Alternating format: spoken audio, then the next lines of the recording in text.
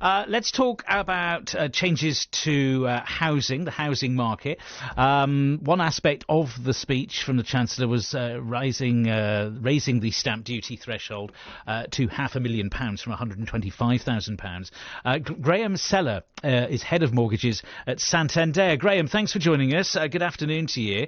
Good afternoon. What did you make of the Chancellor's announcement then this afternoon? Yeah, as you probably, your listeners hearing, it's only happened in the last half an hour or so. We're very pleased with the announcement. There is already a stamp duty benefit for first-time buyers, which was up to £300,000, and obviously the Chancellor has announced that to be raised to £500,000 for all borrowers, buyers of first properties and their next properties. So, yeah, very pleased to see that in the announcement. And how much will this, do you think, and you're the expert in this field, how much will this get the housing market going again, or will it make any difference at all? Well, there's two things about buying a house that people struggle with. It's the affordability, with the house prices being so high against the incomes, etc., and then building that deposit up to buy your first home or your next home.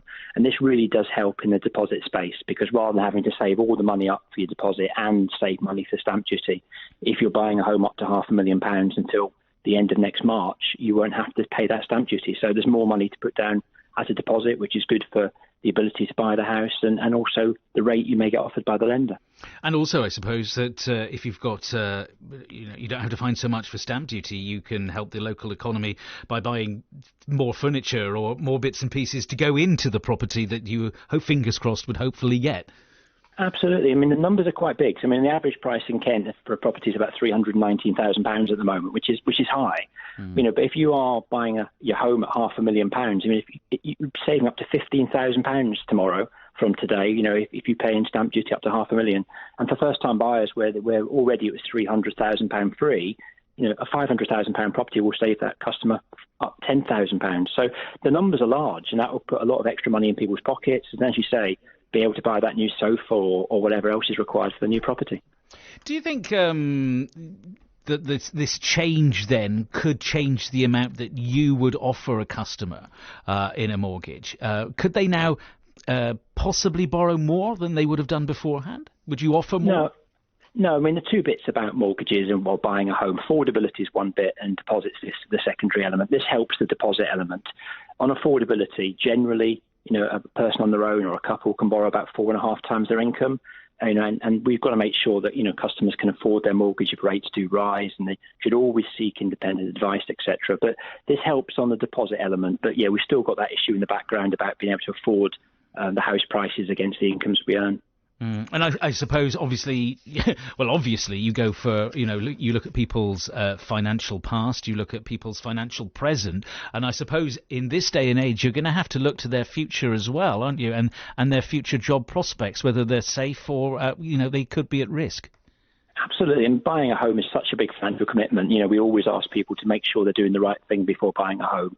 It's something you're going to not spend that amount of money again in your lifetime, and you should always seek advice, make sure you're doing the right thing.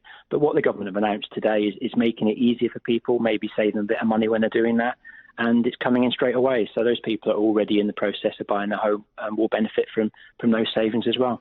It's interesting. We were talking to someone who works in the world of finance and particularly in mortgages earlier on the programme before obviously the Chancellor spoke, so we didn't know exactly what he was going to say. How important is it that this is immediate? Because David, who we were talking to a lot earlier, was saying that, if they say they're going to do it in October, that's no good, that, it has to be in an immediate thing.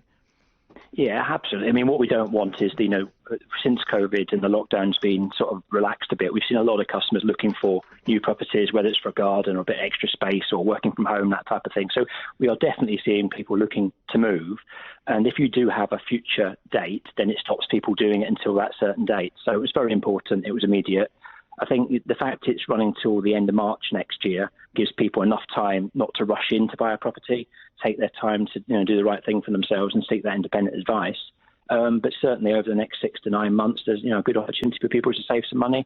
And as you say, move into the house of their dreams. And Graham, I know this probably isn't your exact niche in life, but this Green Homes grant of up to £10,000 as well to make homes more energy efficient, is that going to make homes more attractive to some customers now?